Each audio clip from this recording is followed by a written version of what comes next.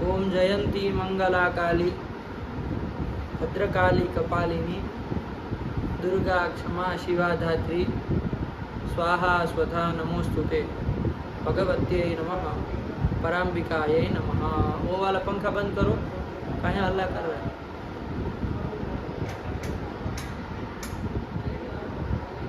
चलिए, तो भगवती पराम्बा की अहेतुकी करुणा कृपा के चलते हम लोग आज एक काव्य मीमांसा ग्रंथ का पाठ आरंभ करने जा रहे हैं। भगवती सरस्वती अपनी कृपा ऐसे ही बना दे रखे जिससे नाना प्रकार के सब जो ग्रंथ हैं उनका व्याख्यान कर सके और कुछ विचार कर सके और मति उसमें प्रविष्ट हो सके। इसी प्रार्थना के साथ हम काव्य मीमांसा ये जो ग्रंथ है इसका पाठ आरंभ करते हैं। तो काव्य मीमांसा ये जो ग्रंथ है बाबू, साहित्य का एक महत्वपूर्ण ग्रंथ है बाबू, साहित्य का एक महत्वपूर्ण ग्रंथ है, ठीक है ना। इसमें काव्य के विषय में बहुत सारी ऐसी बातें बताई है जो अन्यत्र कहीं नहीं मिलती है कि नहीं। कवियों का रहस्य इत्यादि इत्यादि बहुत कुछ बातें, मार्मिक छोटी छोटी चीज़ें एक एक करके आप जैसे ही पढ़ेंगे इसको वैसे आपको समझ में आएगा कि कितना महत्वपूर्ण ग्रंथ है कि नहीं है। साहित्य के विषय में इतने और सरल भाषा में एकदम इतनी सरल भाषा में कि सामान्य से सामान्य बालक को भी समझ में आ जाए। कोई बिना उसमें वो सब शब्दों की जड़ियाँ लगाए बिना सरल शब्दों में इस ग्रंथ का लेखन कार्य हुआ है। तो उस ग्रंथ का हम लोग अध्ययन करने जा रहे हैं। इस ग्रंथ के विषय में स्वयं ग्रंथकार ने कहा है बाबू, क्या कहा है कि जो ये काव्य मीमांसा को नहीं जानता है वो साहित्य का एक वाग्लव भी नहीं जानता है। वाणी का एक लव मतलब एक लेस मात्र भी नहीं जानता है। जो ये काव्य मीमांसा को नहीं जानता है वो वाग्लवम अपनी न भी जाना है। वाग्लव को, लव मतलब एक लेस खंड, एक वाणी के एक खंड को भी नहीं जानता है। ऐसा महत्वपूर्ण ग्रंथ है। और इसको पढ़ करके काव्य की व्युत्पत्ति इत्यादि इत्यादि मतलब काव्य का ज्ञान, काव्य कैसा होता है, कवि कैसा होता है, कैसा कवि का वो होना चाहिए वगैरह वगैरह बहुत सारी चीज़ें ये ग्रंथ खोलता है बाबू, जिसका हमको विचार करना है। इस ग्रंथ के ग्रंथ रचयिता की बात करें कि कौन है तो आप लोग जानते हैं इतना, तो आचार्य कवि कुलमणि श्री राजशेखर इस ग्रंथ के रचयिता है, ठीक है ना। बहुत महान पंडित हुए बाबू आचार्य राजशेखर। महाराष्ट्र, यदि उनके देश के विषय में चर्चा करें बाबू तो कहाँ के थे ये? महाराष्ट्र के थे। महाराष्ट्र प्रांत के ये महाराष्ट्रीय एक राजशेखर नाम के कवि हुए हैं, है कि नहीं। बहुत अद्भुत पांडित्य। वो स्वयं को, अपने आप को वो महाकवि कालिदास, वाल्मीकि, महाकवि कालिदास, भर्तृहरि के कोटि का बताते कि मैं इसी की परंपरा में मैं हुआ, है कि नहीं है। बहुत बड़ी बात है बाबू ये कहना कि वाल्मीकि, महाकवि कालिदास और वो भवभूति इत्यादि के परंपरा में आगे जाकर के मैं हुआ एक साहित्यिक के रूप में। तो ऐसे महान पंडित हुए। इनका देश हम लोगों ने जाना बाबू, कौन सा देश है? महाराष्ट्र देश के हैं, महाराष्ट्र के हैं। हल्का फुल्का उनका परिचय भी ध्यान में होना चाहिए, शायद आपकी परीक्षाओं में कहीं पर मतलब पूछ भी लिया जाए और न भी पूछा जाए कोई नहीं, हमको इतनी जानकारी तो होनी चाहिए। जिस ग्रंथकर्ता की ग्रंथ को हम पढ़ रहे हैं उस ग्रंथकर्ता के बारे में इतनी तो जानकारी होनी ही चाहिए। तो इनके देश के विषय में चर्चा हुई और इनका काल कब ये पैदा हुए हैं तो काल के विषय में जब चर्चा चलती है तो बहुत सारी टीकाओं में इनके काल के विषय में लिखा 9वीं या 10वीं शताब्दी में इनका जन्म माना है, इनका काल माना है। 9वीं या 10वीं शताब्दी, 9वीं का उत्तरार्ध रहा होगा, 10वीं की शुरुआत रही होगी, इस तरह से इनका ये काल है। और कुल की बात करें यदि बाबू इनके कि कौन से कुल के थे, है कि नहीं, कौन से कुल के हैं, तो यायावर वंशीय, क्या है? यायावर वंशीय। यायावर नाम का कोई वंश होगा, उसी वंश में पैदा हुए हैं यायावर वंशीय। तो यायावर वंश के हैं। अब यायावर वंश किस में आता है, क्या आता है, कौन सा उसमें यो उसमें है, वर्ण क्या है? तो बहुत जगह मिलता है कि भाई ये क्या है, क्षत्रिय थे बाबू। क्या थे? क्षत्रिय थे। लेकिन बहुत सारी टीका टिप्पणियों में उनका उपाध्याय ये उपाधि मिलती है, उपाध्यायो यायावरीय राजशेखर ऐसे करके मिलता है। तो इससे ये समझ में आता है, उपाध्याय विशेषण होने के कारण ये समझ में आता है कि ये भी ब्राह्मण ही होंगे, है कि नहीं? ब्राह्मण के कुल में ही उत्पन्न हुए एक बहुत अच्छे आचार्य राजशेखर, जिनका हम लोग ग्रंथ पढ़ने जा रहे हैं। ठीक हुआ? तो क्या क्या चीज़ जानी इनके बाबू? एक तो इनका कुल, दूसरा इनका देश, तीसरा इनका समय काल, ये जान लिए बाबू। यही चीज़ हल्के हल्के से मालूम होनी चाहिए। बाकी शेष आप विशेष यदि उनका परिचय जानना चाहते हैं तो उन ग्रंथों की जो टीका टिप्पणी है, भूमिका है, उनमें आपको इनका परिचय मिलेगा। आप स्वयं जा कर के वहाँ अवलोकन कर सकते हैं, इनके माता कौन थे, पिता कौन थे, क्या क्या इनका क्या रहा, ठीक है ना? तो ये से ये आपके पंडित रहे राजशेखर। और इनके वैदुष्य की यदि चर्चा करें बाबू कि वैदुष्य कैसा है, तो वैदुष्य में तो हमने आपको बताया, जो स्वयं को महर्षि वाल्मीकि की कोटि का मानते हैं, महर्षि कवि कालिदास की कोटि का मानते हैं, तो फिर इनके वैदुष्य में तो क्या कहना है कि नहीं है? वैदुष्य तो भर भर के रहा होगा। खैर उनके जो ग्रंथ पढ़ते हैं तो उसमें भी बाबू ये आता है, उन जगहों वो अपने ग्रंथ में उद्धरण देते रहते, उद्धरण देते हैं ना, रेफरेंस अन्य ग्रंथों के कि यहाँ का है, यहाँ का ऐसे देते हैं ना। तो इनके ग्रंथों में मतलब भरसक मिलता है। इससे भी पता चलता है कि नाना प्रकार के ग्रंथों के ये अध्ययन रत रहे होंगे, परायण रहे होंगे, और नाना प्रकार के ग्रंथों का अध्ययन इनका रहा होगा।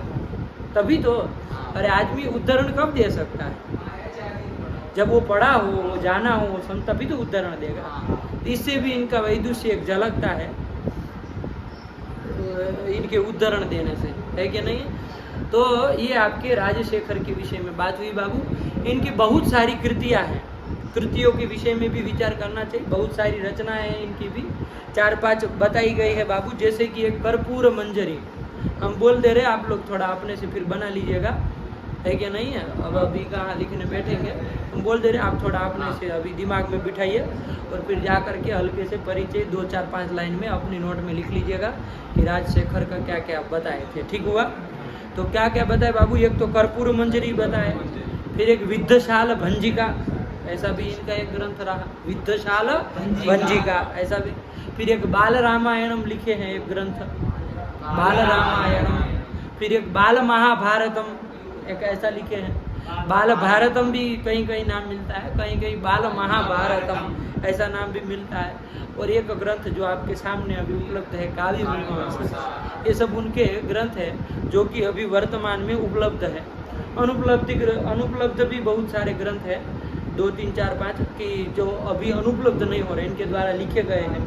उन जगह कहीं कहीं प्रमाणों से पता चलता है कि इनके द्वारा लिखे गए ग्रंथ हैं, लेकिन अभी बहुत सारे उपलब्ध भी नहीं हो रहे हैं। लेकिन खैर इतने 4-5 जो ग्रंथ आपको अभी नाम बताए वो सब तो उपलब्ध हैं। आप लोग यदि विशेष जिज्ञासा हो तो अपने आप उसका अध्ययन कर सकते हैं। यही सब ग्रंथों का अध्ययन करना चाहिए। और ऐसे महामनीषी के द्वारा, पंडित के द्वारा, है ना, विद्वान के द्वारा यदि ग्रंथ लिखे गए हैं तो जरूर उसमें कोई रहस्य होता होगा, रहस्य रहता है, तो जरूर इसका अध्ययन करना चाहिए। फिलहाल हम लोग काव्य प्रकाश में प्रवेश करते हैं बाबू।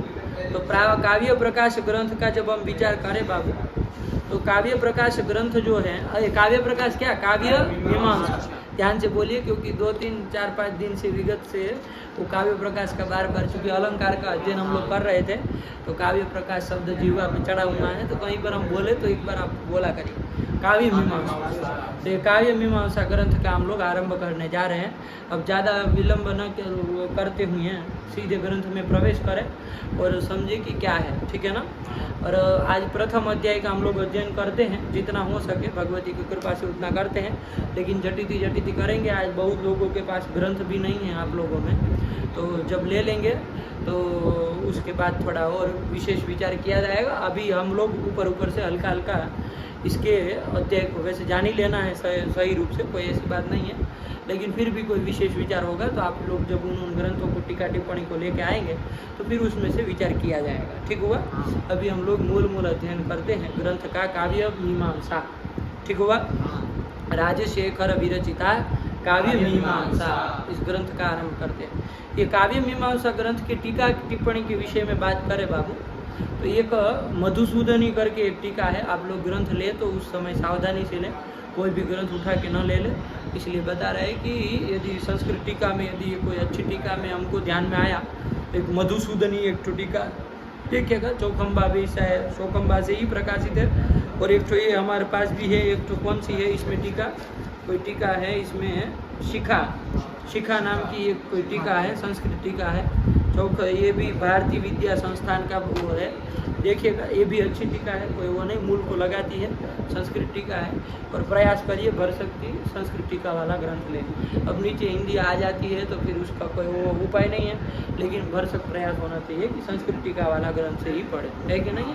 हिंदी विंदी का सहारा तो तब लिया जाए जब कोई पढ़ाने वाला ना हो, तब जाके आदमी को क्या करना चाहिए, हिंदी देखना चाहिए।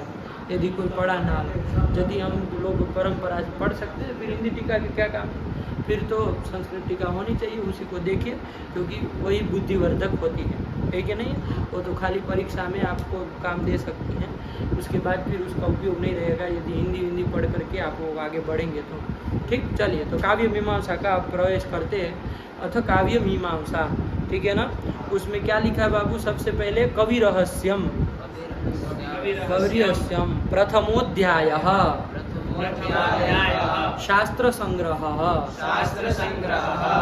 अब इसके थोड़े क्या ये सब है, कवि रहस्य क्या है, शास्त्र संग्रह, तो ये थोड़ा हम एक प्रथम अध्याय पढ़ ले तो समझ में आ जाएगा कि कौन अधिकरण है, कौन अध्याय का नाम है, ये सब स्पष्ट हो जाएगा। अभी उसमें दिमाग मत खपाइए, बस सीधा ग्रंथ में प्रवेश करें। ठीक हुआ। चलिए तो प्रथम अध्याय काव्य मीमांसा का आरंभ करने जा रहे हैं। क्या वाक्य आया बाबू, तो ध्यान से पढ़िएगा, पढ़ने में अशुद्ध उच्चारण न हो, ये ध्यान रखिएगा बाबू। अथातः काव्यम मीमांसिष्यामहे,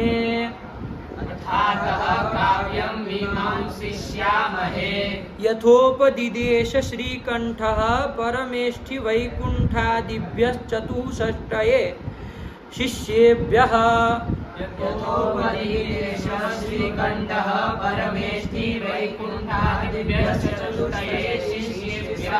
चतुष्षष्टये शिष्येभ्यः। चलिए यही आ गया, सबसे पहला आया बाबू अतः काव्यम मीमांसिष्यामहे। अथ शब्द आया, आरंभार्थक अथ शब्द है यहाँ, है कि नहीं है। आरंभ करने जा रहे हैं तो अथ शब्द आरंभ में हम लोग लिखते ही है ग्रंथ के, तो वही आरंभार्थक अथ शब्द है। और कह रहे क्या, काव्यम मीमांसिष्यामहे। राजशेखर कह रहे काव्यम मीमांसिष्यामहे, काव्य की अब हम मीमांसा करने जा रहे हैं, है कि नहीं है। काव्य की हम मीमांसा करने जा रहे हैं। मीमांसा मतलब क्या बाबू, मीमांसा बहुत प्रसिद्ध शब्द है। मीमांसा आता है, हमने मीमांसा की, उसने मीमांसा की, वो मीमांसा की, है कि नहीं। उत्तर मीमांसा, पूर्व मीमांसा। तो मीमांसा मतलब क्या बाबू, मीमांसा मतलब विचार। मीमांसा मतलब विचार, नहीं कि हमने मीमांसा की मतलब क्या, हमने विचार किया, है कि नहीं। तो मीमांसा मतलब विचार। ठीक हुआ। तो काव्यम मीमांसिष्यामहे मतलब अब हम काव्य का विचार करने जा रहे हैं। काव्य की मीमांसा करने जा रहे हैं मतलब काव्य का विचार करने जा रहे हैं, काव्य का विचार करेंगे, ठीक है ना। तो काव्य विचार का अथ शब्द से आरंभ कर रहे हैं। ठीक हुआ। तो अथ शब्द आरंभार्थक है। क्लियर हुआ, कोई दिक्कत नहीं ना है। अथ के बाद एक शब्द आया बाबू अतः। क्या शब्द आया, अतः। अतः मतलब क्या, अतः मतलब क्या, ध्यान से समझिएगा। ये ऐसे शब्द बहुत आते हैं, आप वो भी पढ़ना चालू करो ना। अथा तो ब्रह्म जिज्ञासा, वेदांत जैसे ही पढ़ना चालू करते हैं तो पहले ही आता है अथा तो ब्रह्म जिज्ञासा। वो चालू करोगे अथा तो धर्म जिज्ञासा, ऐसे ऐसे अथा तो शब्द आता है। अथ के बाद अतः शब्द आया, सब जगह आता है, हम लोग यहाँ का खैर विचार करेंगे। अतः शब्द आया, अतः। अतः मतलब क्या, हम लोग बोलते भी इसको। अतः मतलब क्या बताइए? अतः मतलब, अतः शब्द हेत्वर्थक, हेत्वर्थक है, हेतु के लिए आता है। अतः हमने क्या, इसलिए।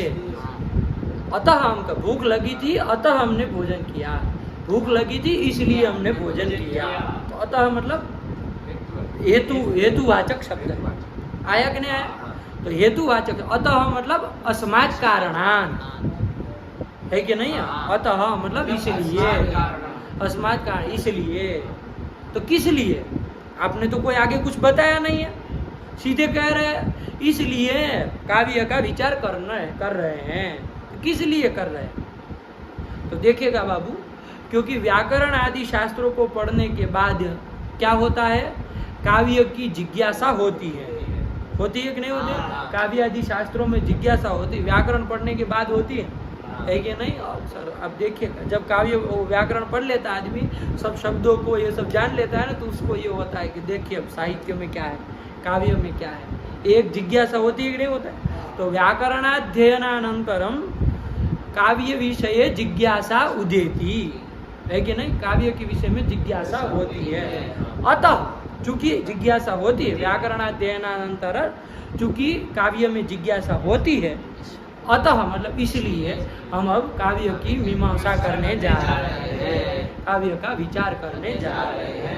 ऐसे ही करके सामान्य रूप से लगाया जाए, कोई दिक्कत नहीं है बाबू। आया कि नहीं आया? रही बात कि ग्रंथ के आदि में मंगलाचरण करना चाहिए। आपके आस्तिक व्यक्ति हम देखते हैं, जो भी आस्तिक व्यक्ति होता है तो ग्रंथ के आरंभ में क्या करता है बाबू? मंगलाचरण करता है। यहाँ कोई मंगलाचरण समझ में आ रहा है? कोई मंगलाचरण नहीं किया। अथातः काव्यम मीमांसिष्यामहे, यही तो लिखा है कि नहीं है? क्या लिखा? अथातः काव्यम मीमांसिष्यामहे, यही लिख दिया। तो फिर मंगलाचरण नहीं किए तो मतलब नास्तिक आदमी है क्या? तो कहा नहीं, नास्तिक नहीं है। अथ शब्द आया ना, अथ शब्द यहाँ अधिक आरंभ अर्थ में है, मानते, लेकिन अथ शब्द का स्वभाव है उससे मंगल हो ही जाता है। अथ शब्द से मंगल हो ही जाता है, क्योंकि अथ शब्द क्या है बाबू? मांगलिक शब्द है। क्या है? मांगलिक शब्द है। जैसे ओंकार है ना, ओंकार प्रणव, वो जैसे मांगलिक है, वैसे अथ शब्द भी क्या है बाबू? मांगलिक है। आया कि नहीं? इसके विषय में एक प्रसिद्ध श्लोक भी है बाबू। ओंकारश्चाथ शब्दश्च द्वावेतौ ब्रह्मणः पुरा कंठम विद्वा विनिर्यातौ तस्मान मांगलिका उभौ। याद नहीं है तो लिखो फटाक से, मुंह क्या ताक रहे जब लोग याद नहीं है तो लिखो फटाक से। ओंकारश्चाथ शब्दश्च, फटाक से लिखना, ओंकारश्चाथ शब्दश्च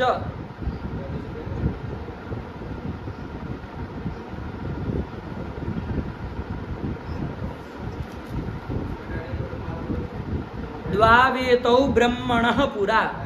ओंकारश्चाथ शब्दश्च द्वावेतौ ब्रह्मणः पुरा कंठम भित्वा विनिर्यातौ तस्मान मांगलिका उभौ।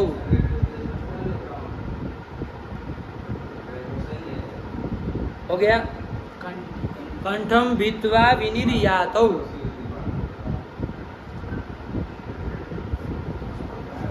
तस्मान मांगलिका उभौ।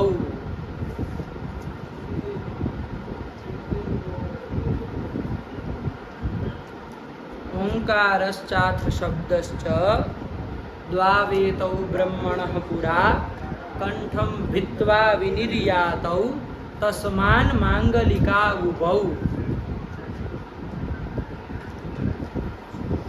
ठीक हुआ? ठीक लिए? ओंकारः अथ शब्दश्च, अर्थ भी ध्यान दे दीजिए। ओंकारश्च अथ शब्दश्च, ओंकार एक तो प्रणव और अथ शब्द, ये दोनों है कि नहीं? उस दोनों के लिए चर्चा कर रहे। क्या कह रहे? ओंकारश्चाथ शब्दश्च द्वावेतौ, द्वौ एतौ, ये दोनों, एतौ द्वौ, ये दोनों, द्वावेतौ ब्रह्मणः पुरा कंठम भित्वा विनिर्यात, पूरा मतलब पूरा काल में, आदि काल में है कि नहीं, प्राचीन काल में, शुरुआत में, सृष्टि के आरंभ में क्या हुआ, ब्रह्मणः कंठम भित्वा विनिर्यातो, ब्रह्मा के कंठ का भेदन करके, ब्रह्मणः कंठम भित्वा, ब्रह्मा के कंठ का भेदन करके, ये दोनों शब्द क्या हुए थे, विनिर्यात, मतलब निकले थे, उत्पन्न हुए थे। आया कि नहीं आया, कौन कौन कौन शब्द, ओंकार और अथ शब्द। तो ऐसा है तस्मात्, इसलिए वो मांगलिकौ उभौ, मांगलिका उभौ, आवादेश हो गया है, तो मांगलिकौ उभौ, इसलिए दोनों क्या है बाबू, मांगलिक है, क्योंकि ब्रह्म के कंठ का भेदन करके जब वो निकले हुए हैं, तो इसलिए वो दोनों मंगल है। तो इसके द्वारा क्या निकल के आ रहा है, अथ शब्द स्वभावतः मांगलिक है। आया कि नहीं आया, तो उससे मंगल हो ही जाता है। तो कोई आस्तिकत्व नास्तिकत्व का आपको कोई ठेका लेने की जरूरत नहीं है, कोई इनके ऊपर आक्षेप करने की जरूरत नहीं। अथ शब्द कह दिया तावता उनका मंगल हो ही गया, कोई उसमें दिक्कत नहीं। ठीक है, चलिए आगे बढ़े। तो क्या हो गया, वाक्य पढ़ो, अथातः काव्यम मीमांसते, मीमांसिष्यामहे, और समझ में, अतः काव्यम मीमांसिष्यामहे, अतः मतलब इसलिए, इसलिए क्योंकि व्याकरणाध्ययनांतर काव्य के विषय में जिज्ञासा होती है, इसलिए काव्य का मीमांसा करने जा रहा है, काव्य का विचार करने जा रहा है। आया कि नहीं, ठीक हुआ।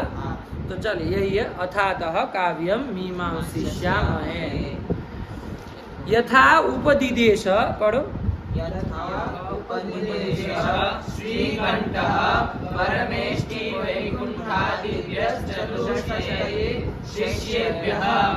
हाँ, ये क्या कहे कि हम काव्य की मीमांसा करने जा रहे हैं, तो ये बात आ सकती है कि आप अपना कपोल कल्पित कुछ विचार करेंगे, अपने मन से जो आएगा तो व्याख्या करेंगे काव्य के विषय में। कपोल कल्पना आपकी होगी, शायद काव्य विचार करेंगे, आपकी कपोल कल्पना हो सकती है। तो कहे कि नहीं नहीं, कपोल कल्पना नहीं, ये काव्य का जो हम विचार करने जा रहे हैं, तो कैसे करें, यथा, है कि नहीं, मतलब जिस प्रकार से वो लोग उसको किसके लिए कह रहे हैं, यथा श्रीकंठ, श्रीकंठ मतलब बाबू शिव, श्रीकंठ एक शिव का नाम है। शिव ने जैसे किसको दिया विद्या, चतुष्षष्टि, चतुष्षष्टि मतलब बाबू 64 जो उनके शिष्य थे, कितने शिष्य थे बाबू, 64, 64, चतुष्षष्टि जो उनके शिष्य थे, श्रीकंठ ने मतलब शिव ने जैसे उन 64 शिष्यों को जैसे वो काव्य का उपदेश किया, उसी काव्य का हम मीमांसा करने जा रहे हैं। वो कोई हमारा कोई कल्पना कल्पना नहीं है, कि नहीं है, मतलब ये भी अपने आदि आचार्य के रूप में शिव को ही देखिए स्वीकार करने जा रहे हैं, कि नहीं है। क्या कह रहे हैं कि जैसे वो जब शिव स्वयं अपने 64 शिष्यों को जैसे काव्य के इस विद्या का, काव्य का जैसे उपदेश किए थे, वही काव्य का हम लोग क्या करने जा रहे हैं, उसी प्रकार से हम उस काव्य की मीमांसा विचार करने जा रहे हैं। तो इसमें कोई हमारी कपोल कल्पना नहीं है, मतलब अपने आप को पूर्ण पारंपरिक कहना चाह रहे हैं, अपनी परंपरा को सूचित करना चाह रहे हैं कि हम पारंपरिक हैं। ऐसे कहीं बिजोलियों की तरह आ गए और करने लगे, ऐसा नहीं, बिल्कुल पारंपरिक है कि नहीं है, बिल्कुल ही हमारी काव्य की भी एक अनवरत परंपरा चलती है, वैसे ही हम लोग करने जा रहे हैं। जैसे वेद की व्याकरण की जैसे परंपरा है, वैसे ही हमारी भी एक काव्य की, साहित्य की एक अपनी परंपरा है, जिसके आदि आचार्य है श्रीकंठ, यानी कि शिव, है कि नहीं है। उन्होंने अपने 64 शिष्यों को दिया और उसी क्रम में हम आज इस काव्य की क्या कर रहे हैं, मीमांसा कर रहे हैं। समझ में आया, यथा उपदिशेष, है कि नहीं है, मतलब यथा येन प्रकारेण उपदिदेश, जैसे उन्होंने उपदेश किया था, है कि नहीं। किसने किया था, श्रीकंठ, श्रीकंठ ने किया। श्रीकंठ किसको कहा, शिव को कहा, शिव को कहा। कैसे श्रीकंठ, तो श्री मतलब बाबू लक्ष्मी, श्री मतलब क्या समझ रहे, लक्ष्मी है कंठे यस्य, लक्ष्मी है कंठ में जिसके। तो आप कहेंगे शिव के उसमें कहाँ लक्ष्मी होती है कि नहीं, उधर तो पार्वती होगी, गौरी होगी, है कि नहीं। लेकिन श्री मतलब बाबू लक्ष्मी हर जगह नहीं, श्री मतलब शोभा, श्री मतलब शोभा, है कि नहीं, सौंदर्य, शोभा, श्री का अर्थ ये भी होता है। तो श्री मतलब शोभा, कंठे यस्य, जिसके कंठ में शोभा है, सौंदर्य है, उसको कहा जाता है श्री कंठ। आप कहेंगे भाई शिव के कंठ में क्या शोभा है, तो वो जो हलाहल विष पिए थे, है कि नहीं है, संसार को बचाने के लिए जो हलाहल विष का पान किए थे कि नहीं किए थे, जिसको यदि कहीं पड़ जाता तो सब सत्यानाश कर देता, जिसको ये पी लिए, तो स्वयं तो वो शिव कैसे है बाबू, गौरांग वर्ण है। क्या है, गौरांग वर्ण। कर्पूर गौरव, कर्पूर देखे हैं, कपूर, कर्पूर कितना सफेद होता है ना, वैसा उनका शरीर है, एकदम सफेद। अब उसमें यहाँ बीच में वो जो हलाहल विष जो पिया, तो अब विचार करिए, वो जो पूरा गौरांग कर्पूर गौर जिसका शरीर हो, उसमें यहाँ ये विष का जो कालापन सा थोड़ा थोड़ा नीला वर्ण हो जाएगा, कितना सुंदर लगेगा, नहीं लगेगा? बात समझ रहे हैं उस शोभा को? तो वही कह रहे, श्री मतलब शोभा, कंठे यस्य सह श्री कंठ, आया कि नहीं? श्री ही शोभा कंठे यस्य, श्री मतलब शोभा, वो है कंठ में जिसके। ऐसे श्रीकंठ कौन हुए? शिव। उन्होंने वो उपदिदेश, श्रीकंठ उपदिदेश, श्रीकंठ ने उपदेश दिया था। किसको दिया था बाबू? तो वो भी लिख दिए किसको दिया था। परमेष्ठी वैकुंठादिभ्य चतुष्षष्टये शिष्येभ्य। ग्रंथ की पंक्ति बोला करो, पागल फिर बन रहे हो तुम। क्या पंक्ति है ये? सब लोग बोल रहे, तुम काहे बगे ले रहे हो, सो रहे हो? पढ़े पढ़े। श्रीकंठ किसको दे रहे हैं? परमेष्ठी वैकुंठादिभ्य चतुष्षष्टये शिष्येभ्यः। परमेष्ठी वैकुंठ आदि जो 64 शिष्य थे, दो का नाम ले लिए, अब आदि से आप समझ लीजिए, है कि नहीं है? परमेष्ठी, परमेष्ठी मतलब कौन होता है बाबू? ब्रह्मा, है कि नहीं है? परमेष्ठी मतलब ब्रह्मा। वैकुंठ, वैकुंठ किसको कहते हैं? विष्णु, है कि नहीं है? आदि जो 64 शिष्य थे, उनको उपदेश, समझ में आया? शिव ने उपदेश दिया, किसको दिया बाबू? परमेष्ठी वैकुंठादिभ्य चतुष्षष्टये शिष्येभ्यः, 64 शिष्य। लेकिन कौन सा शिष्य? तो परमेष्ठी और वैकुंठादि, फिर आदि से और भी ले लेना। परमेष्ठी मतलब ब्रह्मा, वैकुंठ मतलब विष्णु। आया कि नहीं आया? ये परमेष्ठी वैकुंठ आदि जो उनके 64 शिष्य थे, उनको उन्होंने उपदेश दिया। यथा उपदिदेश, जैसे उपदेश दिया, ये ना प्रकार है ना उपदिदेश, वैसे ही हम यहाँ पर काव्य का विचार करने जा रहे हैं। वो अपने मन की यहाँ बात हम करेंगे नहीं, है कि नहीं? कपोल कल्पना इसमें कुछ होगी नहीं। समझ में आया? लगा कि नहीं लगा? ये 64 शिष्य कौन कौन बाबू? तो दो का नाम लिए, कौन कौन? ब्रह्मा विष्णु आदि। आदि से बृहस्पति शुक्राचार्य इत्यादि इत्यादि आदि शब्द से ले लेना। तो इन 64 शिष्यों को दिए। क्लियर हो गया बाबू? तो उसी पूरी परंपरा को बताने जा रहे हैं। एक बार पढ़ लो, अर्थात अस्य शिष्य तक पढ़ लो बाबू।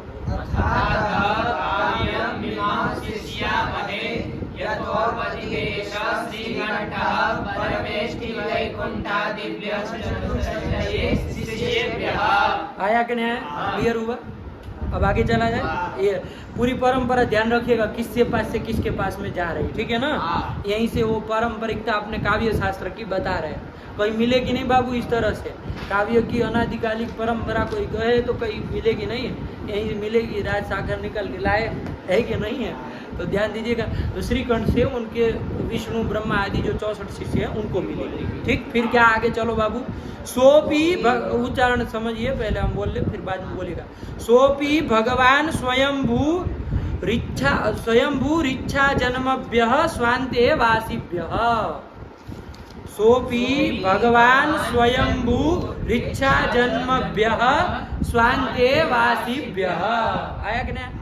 सोपी भगवान स्वयंभू, सह मतलब वो, कौन वो? भगवान स्वयंभू। भगवान स्वयंभू कौन? भगवान स्वयंभू ब्रह्मा। शिव के पास से ब्रह्मा विष्णु आदि को मिली थी। अब कह रहे कि वो ब्रह्मा ने किसको दिया, वो बताने जा रहे हैं, है कि नहीं है? तो सोपी भगवान स्वयंभू मतलब वो भी भगवान स्वयंभू जो ब्रह्मा है, स्वयंभू है ना भगवान। ब्रह्मा के लिए स्वयंभू शब्द आता है, स्वयं भवती थी स्वयंभू। आया कि नहीं? तो ऐसे जो भगवान स्वयंभू ब्रह्मा है, है कि नहीं है? सोपी भगवान स्वयंभू किसको दिए? वो किसको दिए? तो कहा इच्छा जन्मभ्यः स्वान्ते वासिभ्यः। क्या कहे बाबू? इच्छा जन्मभ्यः स्वान्ते वासिभ्यः। स्व अंतेवासियों को दिए। किसको दिए? स्वान्तेवासियों। अपने अंतेवासी मतलब अपने शिष्यों को दिए। वो ब्रह्मा भी अपने शिष्यों को दिए। आया कि नहीं आया? लेकिन उसमें विशेषण दिया। वो जो स्व अंतेवासी थे, स्वांतेवासी जो थे, मतलब अपने जो शिष्य थे, वो कैसे थे बाबू? इच्छा जन्मभ्यः। क्या? इच्छा जन्मभ्यः मतलब इच्छा से जन्म होता है जिसका, ऐसा मतलब अपनी इच्छा से जन्म हुआ है जिसका, ऐसे जो उनके अपने शिष्य है कि नहीं है? हम लोगों का देखो बाबू जन्म हुआ है, लेकिन हमको अपनी इच्छा से नहीं हुआ है। अपनी इच्छा से जन्म हुआ क्या? हम चाहते थे कि यहाँ ऐसा ऐसे जन्म हो, ऐसा हो, अपनी इच्छा से नहीं हुआ। हमारे जैसे पाप पुण्यादि थे, उसके अनुपात में जन्म हुआ हम लोगों का, है ना? अदृष्टाधीन हमारा जन्म होता है। लेकिन ये जो ब्रह्मा के जो शिष्य थे, मरीचि इत्यादि नाम ले लीजिएगा ताकि स्पष्ट हो जाए। मरीचि इत्यादि जो ब्रह्मा के शिष्य थे, वो सब कोई अदृष्ट के कारण उनका जन्म नहीं हुआ, वो स्वेच्छया जन्म लिए थे, अपनी इच्छा से जन्म लिए थे। स्वेच्छा जन्मभ्यः स्वान्ते वासिभ्यः उपदिदेश। आया कि नहीं आया? समझ में आया? कौन किसको उपदेश किया? तो जो ब्रह्मा है, भगवान स्वयंभू ब्रह्मा, वो अपने शिष्यों को, चतुर्थी है वो, अरे चतुर्थी होगी ना, देने के अर्थ में इनको दिया तो चतुर्थी होगी। उपदिदेश, किनको उपदिदेश? अपने अंतेवासियों को, अपने शिष्यों को, जो कि कैसे थे बाबू? इच्छा जन्मभ्यः मतलब अपनी इच्छा से जन्म लेने वाले थे। ऐसे अपने शिष्यों को, मरीचि आदि को उन्होंने ये काव्य की शिक्षा को दिया। बात समझ में आई? वही पंक्ति लिखी है, पढ़ो बाबू। सोपी भगवान स्वयंभू, तोड़ देना वहां से, इच्छा जन्मभ्यः तोड़ देना है कि नहीं है? सोपी भगवान स्वयंभू इच्छा जन्मभ्यः स्वान्ते वासिभ्यः उपदिदेश। उपदिदेश चलता रहेगा। आया कि नहीं? उपदिदेश। क्लियर हुआ? एकदम नहीं समझ में आया? ठीक हुआ? देव किसके पास से किसके पास गए? बोलो सबसे पहले। सबसे पहले श्रीकंठ भगवान शिव ने और परमेष्ठी ब्रह्मा जी और विष्णु जी को दिया। बस दो को? शिष्य को, उसके अरे इत्यादि ऐसे काहे बोल रहे हो? उठ पटांग। श्रीकंठ ने परमेष्ठी और वैकुंठ आदि अपने 64 शिष्यों को ये काव्य विद्या को दिया, उपदेश किया, इस काव्य विद्या का उपदेश किया। और उसमें से जो भगवान स्वयंभू ब्रह्मा थे, उन्होंने उस परंपरा को आगे बढ़ाते हुए उन्होंने अपने शिष्यों को दिया। आया कि नहीं? जो कि स्वेच्छया जन्म लेने वाले थे, है कि नहीं? कोई पाप पुण्य के कारण जन्म लिए ऐसे नहीं थे। वो कैसे था? इच्छा जन्म, ऐसे को उपदेश दिया। पता चला? ठीक, चलिए आगे बढ़े। तेषु, तेषु सारस्वतेयो वृन्दीयसामपि वन्द्यः काव्य पुरुष आसीत्। तेषु सारस्वतेयो वृन्दीयसामपि वन्द्यः काव्य पुरुष आसीत्। वो जो ब्रह्मा के जो अंतेवासी शिष्य थे, तेषु मतलब शिष्येषु, उन शिष्यों में कौन थे? तो एक काव्य पुरुष आसीत्, एक काव्य पुरुष भी एक थे। काव्य पुरुष नाम के भी एक शिष्य थे, जिनका नाम काव्य पुरुष ही है। तो ऐसे काव्य पुरुष करके भी एक शिष्य थे। किसके शिष्य? स्वयंभू ब्रह्मा के जो स्वांतेवासी शिष्य, जो कि इच्छा से जन्म लिए हुए हैं, उनमें एक काव्य पुरुष नाम के शिष्य थे। उनके लिए बता रहे वो कैसे थे? तो सारस्वतेय उनका विशेषण है। वो काव्य पुरुष जो से उसका विशेषण दे रहे। क्या थे वो? सारस्वतेय, सारस्वतेय थे। क्या थे बाबू? सारस्वतेय। सारस्वती मतलब क्या? सरस्वत्याः पुत्र, सारस्वतेय साक्षात सरस्वती के पुत्र के रूप में थे। वो काव्य पुरुष क्या थे? साक्षात सरस्वती के पुत्र थे, है कि नहीं है? तो सारस्वतेय थे। सरस्वती के पुत्र को क्या कहा जाएगा? सारस्वतेय। तो वो काव्य पुरुष क्या थे? सारस्वतेय। और कैसे थे बाबू? तो आगे कहा वृन्दीयसाम अपि वन्द्यः, वृन्दीयसाम अपि वन्द्यः। वृंदी यशों में भी वो वंद्य थे। वृंदी यश मतलब देवता, वृंदी यश मतलब देवता। तो वृंदी यशाम मतलब देवानाम मध्य भी वो वंद्य थे, पूज्य थे। देवताओं के बीच में भी जो पूजे जाते थे, पूज्य थे। ऐसे काव्य पुरुष आसीत्, आया कि नहीं आया? किसमें आसीत्? तेषु मतलब उन शिष्यों में। किन शिष्यों में? ब्रह्मा जी के जो अंतेवासी। अंतेवासी का मतलब ही शिष्य होता है कि नहीं है? उसमें एक काव्य पुरुष नाम के सारस्वते और देवताओं में भी वंद्य एक काव्य पुरुष थे। आया कि नहीं आया? तो वही आया। चलिए पढ़ो, पढ़ लो, ये पंक्ति को पढ़ो फटाक से। तेषु सारस्वतेयो वृन्दीयसामपि वन्द्यः काव्य पुरुष आसीत्। ठीक हुआ? ये समझ में आया? ये काव्य पुरुष थे, है कि नहीं है? और फिर क्या कह रहे? तम सर्व समय विदम दिव्येन चक्षुषा भविष्यदर्थदर्शिनम भूर्भुवः स्वस्त्रितयवर्तिनीषु प्रजासु हितकाम्यया प्रजापतिः काव्य विद्या प्रवर्तनायै प्रायुङ्क्त। पढ़ो। तम सर्वसमय विदम दिव्येन चक्षुषा भविष्यदर्थदर्शिनम भूर्भुवः स्वस्त्रितयवर्तिनीषु प्रजासु हितकाम्यया प्रजापतिः काव्य विद्या प्रवर्तनायै प्रायुङ्क्त। ये कहा, क्या कह रहे? प्रजापति, प्रजापति मतलब ब्रह्मा। ब्रह्मा ने अपने सब शिष्यों को, अंतेवासी शिष्यों को पढ़ाया। उसमें एक काव्य पुरुष थे जिनका परिचय भी दे दिया। तो कैसे थे? तो सारस्वते थे, सरस्वती के पुत्र थे और देवों में भी वंद्य थे, पूज्य थे। देवताओं में वंद्य पूज्य थे, मतलब अग्रगण्य थे। आया कि नहीं? ऐसे थे। उनको कुछ कह रहे कि भाई प्रजापति ही काव्य विद्या प्रवर्तनायै प्रायुङ्क्त। तो लास्ट वाला अंश देखो, जब हम ग्रंथ पढ़े हैं तो मेरे नीचे देखा करो क्या लिखा है। ब्रह्मा की तरह याद करके थोड़ी ना आए हो, हमारे मुंह ताकते रहते हैं। अरे वो लास्ट में देखो उस पंक्ति के, पकड़ो, इसका अन्वय पूरा करेंगे, समझेंगे क्या कह रहा है। कि प्रजापति ही काव्य विद्या प्रवर्तनायै प्रायुङ्क्त। क्या? प्रजापति काव्य विद्या प्रवर्तनायै प्रायुङ्क्त। लास्ट में मिला।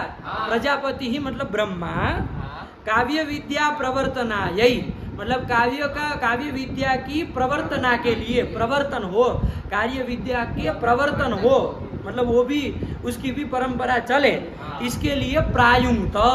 इसके लिए प्रायुङ्क्त मतलब उन्होंने किसी को नियुक्त किया कि भाई तुम काव्य विद्या की प्रवर्तना करो, आगे बढ़ाओ। आया कि नहीं? जैसे हम आपको नहीं कहते अरे वो लघु सिद्धांत उसको पढ़ाओ, आगे पढ़ाओ, किसी को पढ़ाओ, वैसे ही प्रजापति ब्रह्मा ने भी क्या किया?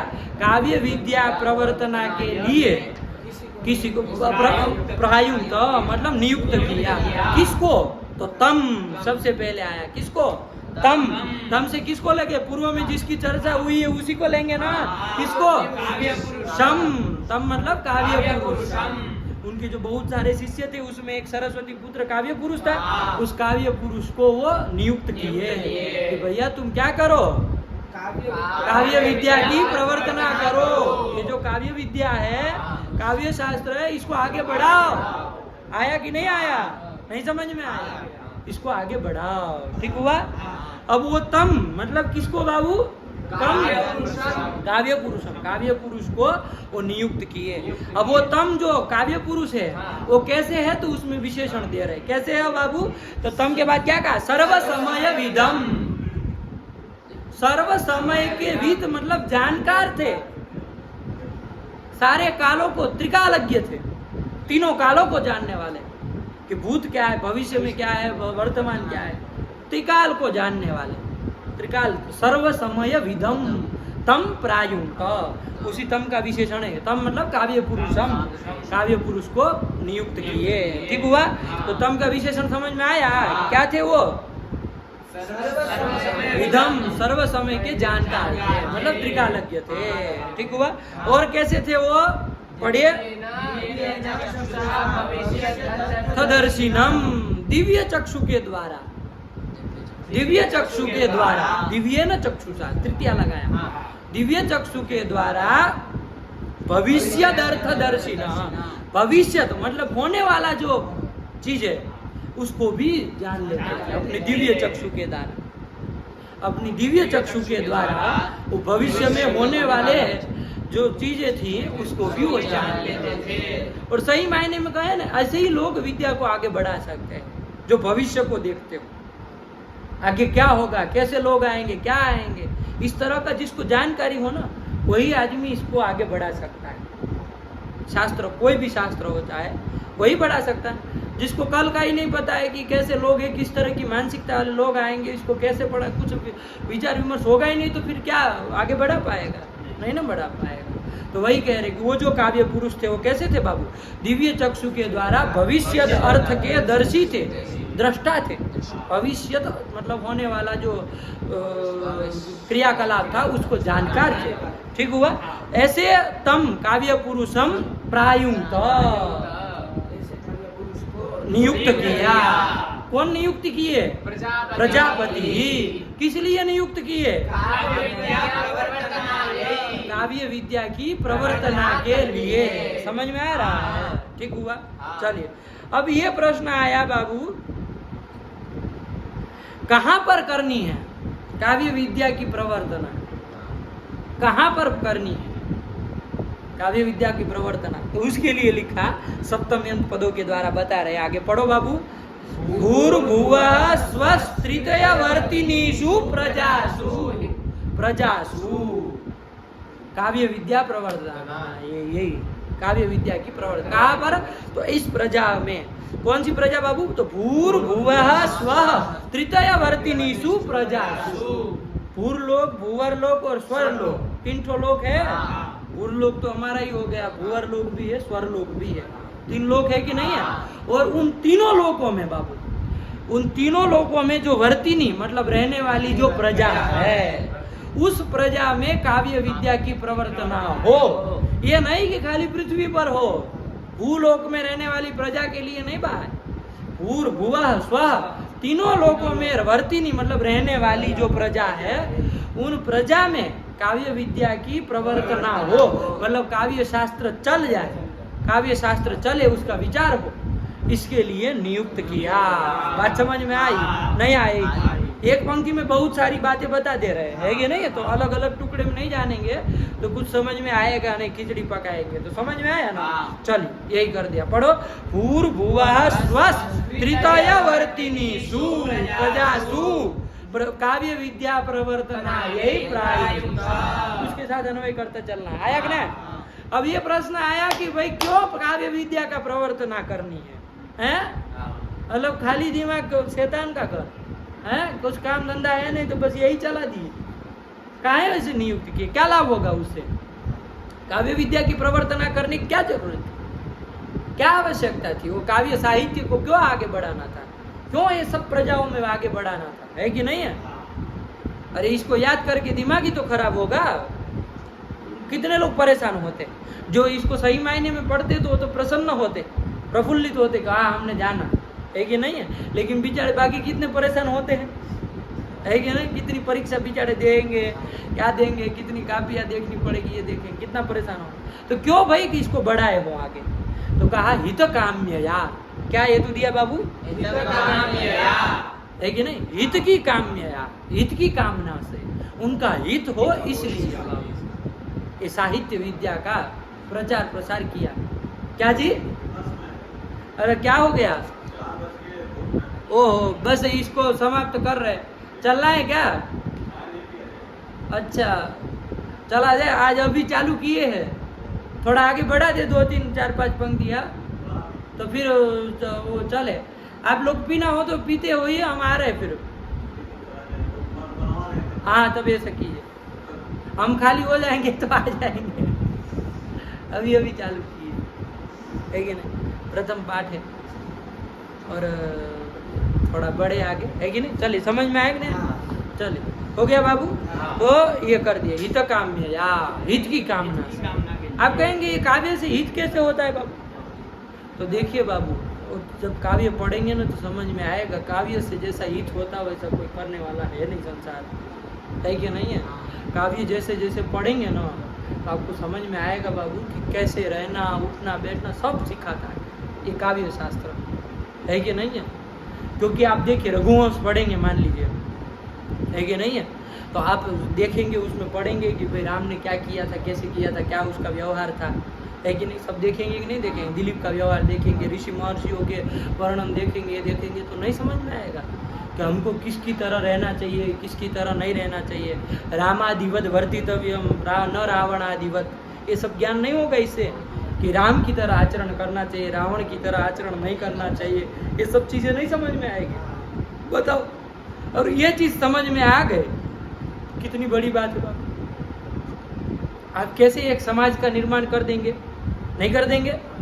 यदि लोग ये जान ले कि कैसे रहना चाहिए तो कितनी बड़ी बात हो गई। यही तो समस्या, आज लोग यही नहीं जान रहे कि कैसे रहना चाहिए। क्यों?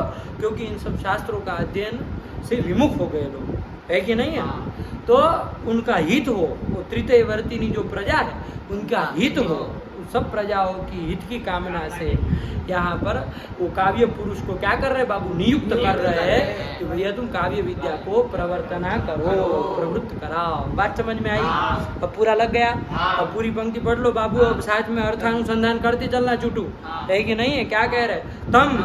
तम मतलब ये ध्यान रखना, काव्य पुरुषम सर्व समय विदम दिव्येन चक्षुषा भविष्यदर्थ दर्शिनम भूर्भुवः स्वस् तृतीय वर्तिनीषु प्रजासु हितकाम्यया प्रजापतिः काव्य विद्या प्रवर्तनायै प्रायुङ्क्त। नहीं समझ में आ गया? ये प्रवृत्तों का नियुक्त किए। ठीक हो गया? ये स्पष्ट हो गया? कोई दिक्कत नहीं ना? आगे बढ़े, चलो क्या कह रहे फिर आगे? सोष्टादशा, सुनिए, सोष्टादशाधिकरणीं दिव्येभ्यः काव्य विद्या स्नातकेभ्यः सप्रपंचम प्रोवाच। पढ़ो। दिव्येभ्यः काव्य विद्या नहीं, काव्य विद्या गलत लिखा है, उसको काटो यदि पुस्तक है तो। काव्य विद्या, काव्य अविद्या तो अनर्थ हो जाएगा ना। काव्य विद्या उसको काट लेना, पुस्तक है तो, है ना? स्पष्ट रखना, काव्य गलत छपा है पुस्तक में, बहुत जगह अनिष्ट छापा है, ठीक है ना? चलिए, तो क्या है बाबू? फिर से पढ़ो। सोष्टादशाधिकरणीं दिव्येभ्यः काव्य विद्या स्नातकेभ्यः सप्रपंचम प्रोवाच। अब वो काव्य पुरुष को नियुक्त कर दिया, तो सह मतलब वो काव्य पुरुषः अप्रोवाच मतलब उसने कहा, व्याख्यान किया। आया कि नहीं आया? क्या? सप्रपंचम प्रोवाच। सप्रपंचम मतलब प्रपंच पूर्वकम, मतलब विस्तार से। प्रोवाच है कि नहीं? कहा। किसको कहा? क्या कहा? तो देखो, सह अष्टादशाधिकरणीम, किसको? अष्टादशाधिकरणीम प्रोवाच। अष्टादशाधिकरणी, अष्टादश अधिकरण जिसमें है बाबू, अष्टादशाधिकरण जिसमें है, उस ग्रंथ को क्या कहेंगे बाबू? अष्टादशाधिकरणी। जैसे अष्ट है अध्याय, जिसमें अष्टाध्यायी कह देते हैं ना, अष्टाध्यायी अध्यायानाम समाहार इति अष्टाध्यायी, ऐसे कर देते हैं ना। और वैसे ही अष्टादश क्या कहते हैं? अधिकरण जिसमें है, जिसमें 18 अधिकरण है। अधिकरण एक बताने के लिए, अध्याय की तरह एक अधिकरण भी आता है, उसको समझेंगे। लेकिन 18 अधिकरण जिसमें है बाबू, उस पूरे ग्रंथ को क्या कहेंगे? अष्टादशाधिकरणी कहेंगे कि नहीं कहेंगे? अष्टादशाधिकरणी। तो अष्टादशाधिकरणीं प्रोवाच। कौन? सह। सह मतलब पुरुष। तो काव्य पुरुष ने अष्टादशाधिकरणी नाम का जो एक 18 अधिकरण वाला कोई एक ग्रंथ था, एक विषय वस्तु थी, उसको प्रोवाच कहा। और वो भी थोड़े बहुत नहीं, सब प्रपंचम मतलब विस्तार से, सविस्तर। आया कि नहीं? विस्तार से कहा। लेकिन किसको कहा तो बताना पड़ेगा ना, किसको बताए? तो देखिए क्या कहे, काव्य विद्या स्नातकेभ्यः, काव्य विद्या के जो स्नातक थे, स्नातक, काव्य विद्या के जो स्नातक, स्नातक मतलब विद्यार्थी एक रूप से, है ना? काव्य विद्या के जिसको पढ़ने के चाहना थी जिनके अंदर, ऐसे जो काव्य विद्या स्नातक थे उनको। और उसमें काव्य विद्या स्नातक कैसे है, तो उसमें एक विशेषण दिया बाबू, क्या दिया? दिव्येभ्यः, दिव्य थे, है कि नहीं है? ऐसे मुंह उठा के चल दिए आपकी तरह, ऐसे नहीं थे, है कि नहीं है? कि चुटू तरह आ गए, पहुंच गए, हो गया, ऐसे दिव्य है कि नहीं? चुटू भी दिव्य है, कोई सी बात नहीं। दिव्येभ्यः, दिव्य थे वो, है कि नहीं है? आया कि नहीं? मतलब नाना प्रकार की प्रतिभा वाले थे। ऐसे जो काव्य विद्या के स्नातक थे उनको उन्होंने अष्टादशाधिकरणी का व्याख्यान किया, विस्तार पूर्वक किया। किसने किया? काव्य पुरुष ने किया। बात समझ में आई? पंक्ति पढ़ो बाबू। अधिकरणीं दिव्येभ्यः काव्यविद्यास्नातकेभ्यः सप्रपंचं प्रोवाच। नहीं समझ में आया? काव्य पुरुष ने भी वो जो दिव्य विद्या काव्य विद्या के स्नातक थे उनको वो अष्टादशाधिकरणी मतलब जिसमें 18 अधिकरण, 18 अधिकरण का मिला हुआ जो ग्रंथ है वो अष्टादशाधिकरणी को वो विस्तार पूर्वक व्याख्यान किया, कहा, उपदेश दिया। बात समझ में आई कि नहीं आई? ठीक है ना? अब प्रश्न होगा कि भाई उसमें कौन शिष्य थे और वो 18 अधिकरण कौन थे? अभी तो साफ साफ क्या बताया कि काव्य पुरुष ने वो 18 अधिकरण वाला जो अंश था वो पूरा का पूरा उन्होंने अपने दिव्य जो शिष्य थे, काव्य विद्या के स्नातक थे, पठिशुगण थे, उनको पढ़ाया। आया कि नहीं? उनको उपदेश दिया। एक अब विशेष रूप से कह रहे, विशेष रूप से एक एक शिष्य का नाम ले लेकर के कह रहे। इस 18 अधिकरण थे ना, तो 18 अधिकरण के एक एक अधिकरण के एक एक शिष्य का नाम बता रहे कि ये शिष्य जो था उन्होंने ये वाला अधिकरण जो है वो पढ़ा, अच्छे से पढ़ा, ये वाले शिष्य ने ये वाला अधिकरण पढ़ा। इस तरह से एक एक का स्पष्ट कर करके बोल रहे हैं। ठीक है ना? आगे वाले ग्रंथ में अभी तो क्या, ये पंक्ति से तो सीधे सीधे इतना ही कहा, बिना वो विवेक किए कि भाई उन्होंने 18 अधिकरण अपने जो दिव्य विद्या स्नातक थे, काव्य विद्या स्नातक थे, उनको उपदेश दिया विस्तार पूर्वक। अब एक एक अधिकरण के लिए एक एक शिष्य के बारे में बता रहे हैं। देखो क्या कह रहे हैं, पढ़ो तो समझ में आएगा। पहले ये पंक्ति पढ़ लो। सोष्टादशाधिकरणी दिव्येभ्यः काव्य विद्या स्नातकेभ्यः सप्रपंचं प्रोवाच। तत्र मतलब उसमें, है कि नहीं है? कवि रहस्यम सहस्राक्षः समाम्नासीत्। क्या पढ़ो?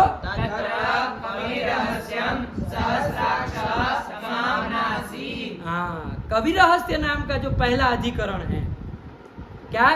कवि रहस्यम नाम का जो पहला अधिकरण है वो कौन शिष्य? सहस्राक्षः समाम्नासीत्। सहस्राक्ष नाम का जो है उनका शिष्य था वो समाम्नासीत्। समाम्नासीत् मतलब सम्यक ज्ञातवान, अच्छे से जाना, है कि नहीं है?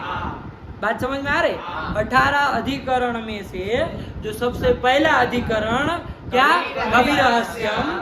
वो कौन अच्छे से जाना? सहस्राक्षः। सहस्राक्ष, सहस्र है आंख, चक्षु जिसकी, उसको सहस्राक्ष। इंद्र के लिए सहस्राक्ष शब्द आता है। तो इंद्र जो था वो इंद्र ने वो कवि रहस्य नाम का जो अधिकरण था उसको अच्छे से जाना। ऐसे ही एक एक अधिकरण एक एक शिष्य ने जाना, इसने इसको जाना, इसको, ये सब बताएंगे। ठीक है ना? वही ग्रंथ पूरा चलने वाला है। ये समाम्नासीत् मतलब समझ में आया? समाम्नासीत् का देखो टिप्पणी में लिखा होगा कुछ, समाम्नासीत् का लिखा है। समाम्नासीत् नीचे देखो संस्कृत वाले में, नीचे से दूसरी लाइन। समाम्नासीत् मतलब ज्ञातवान, मतलब आगे और सम्यक ज्ञातवान, अच्छे से जाना। ठीक है ना? सहस्राक्ष सम्यक ज्ञातवान, उसने अच्छे से जाना। कौन से अधिकरण को बाबू? कवि रहस्य। कवि रहस्य तो वही तो लिखा है। पंक्ति पढ़ लो बाबू।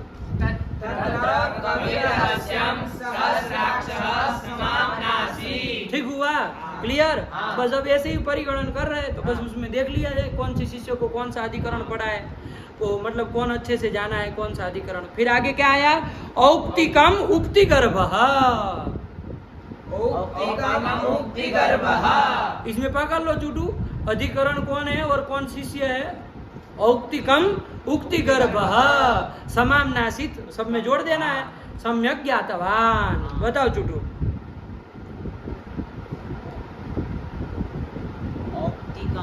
औक्तिकम क्या है ये?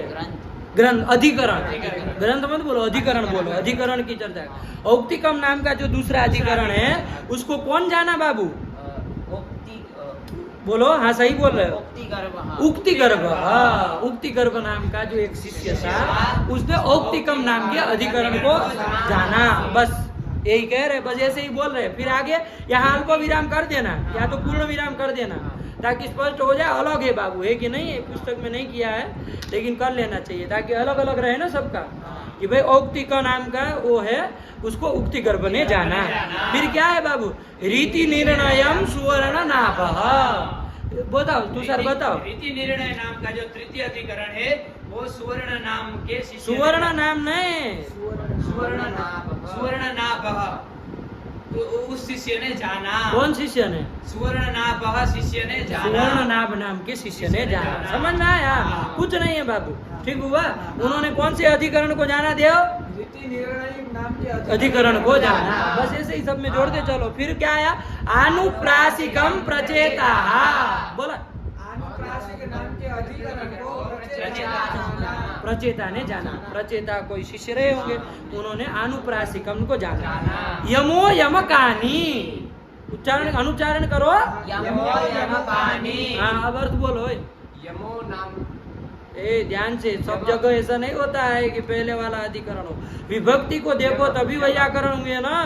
ये पहला दूसरा का चक्कर में पढ़ोगे तो कहाँ घंटा है। नाम के अधिकरण को यम नाम के शिष्य ने जाना। अरे यम ने यमकानी, यमकम यमके यमकानी, यमक नाम के अधिकरण को जाना। काहे परेशान हो रहे? ठीक हुआ।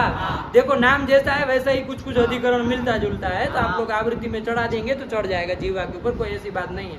यम ने यमक नाम के अधिकरण को जाना। यम भी रहे होंगे उनके शिष्य के अंतर्गत, काव्य पुरुष के। चलिए, हाँ, फिर चित्र नाम के अधिकरण को चित्रांगद शिष्य ने जाना। ठीक हुआ। बस ऐसे चलते चलो।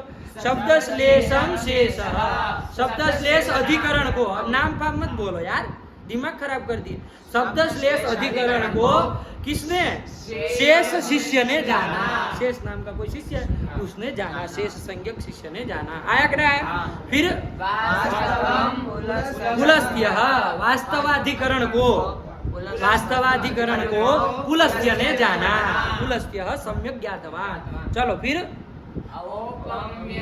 औपकायन, औपम्यम औपकायन। औपम्य नाम के जो आपके वो अधिकरण है, क्या? औपम्य नाम का अधिकरण। एक मिनट है। अच्छा रुकिए, कुछ चल रहा है ग्रंथ से। हाँ, शाम हो जाए तो भी अच्छा ही है। औपम्यम औपकायन। हाँ, आया कि नहीं? औपम्यम औपकायन। औपम्य नाम के अधिकरण को औपकायन ने जाना। आया कि नहीं? उन्होंने जाना। औपकायन नाम के आचार्य ने जाना। शिष्य ने औपम्य नाम की उसको जाना। ठीक है ना? अधिकरण को जाना। चलो, अतिशयम पाराशर, पाराशर नाम के भी शिष्य रहे, उन्होंने कौन अधिकरण को जाना? अतिशयाधिकरण को। अधिकरण शब्द जोड़ दिया करो उसमें, अतिशयाधिकरण को जाना। फिर अर्थश्लेषम उतथ्य, अर्थश्लेषाधिकरण को उतथ्य ने जाना। काम खत्म हुआ।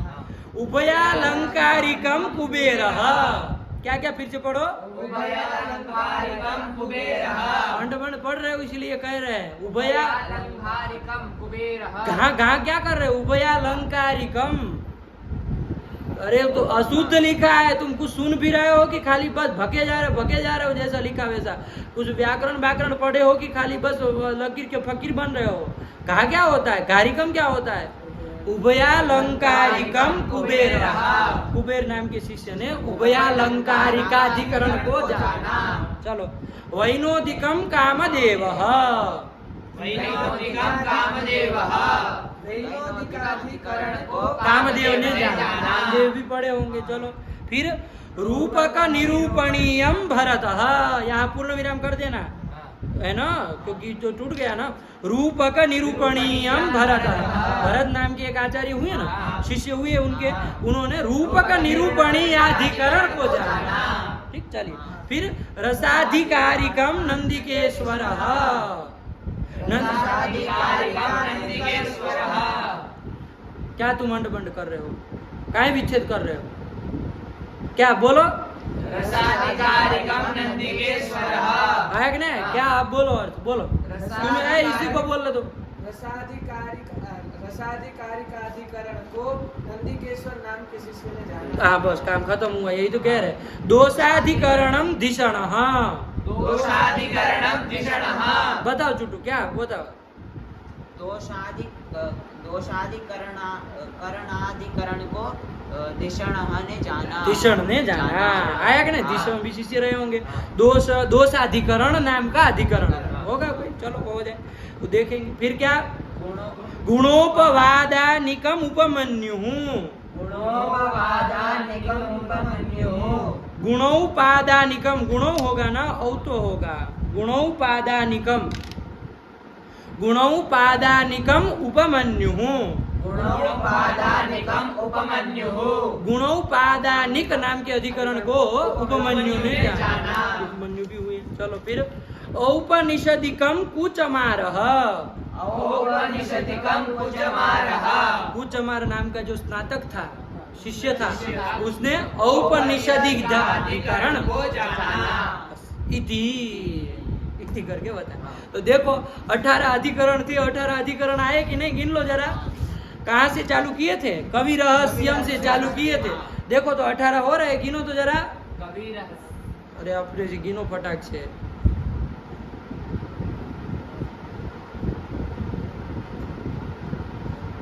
फटाक से गिनो यार। 18 हो गए।